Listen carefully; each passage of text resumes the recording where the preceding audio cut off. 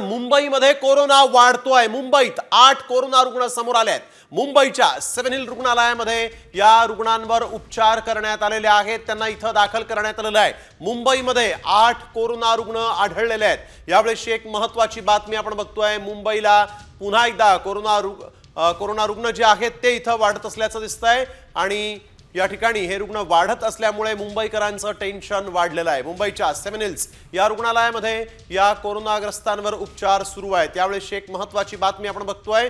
मुंबईमध्ये 8 कोरोना रुग्ण समोर आलेले आहेत। मुंबईतल्या सेव्हन हिल्स रुग्णालयामध्ये त्यांना दाखल करण्यात आलेलं आहे आणि हा कोरोनाचा पुन्हा एकदा एक मोठा स्फोटच म्हणावा लागेल, कारण 8 रुग्ण समोर आलेले आहेत।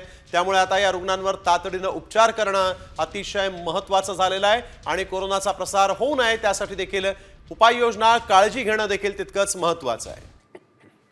वैदेही काणेकर आमच्या प्रतिनिधी आपल्या सोबत यावेळी जोडले गेलेले आहेत। वैदेही, काय अधिकची माहिती आपण बघतोय? 7 पेक्षा अधिक कोरोना रुग्ण जे आहेत ते इथं समोर आलेले आहेत।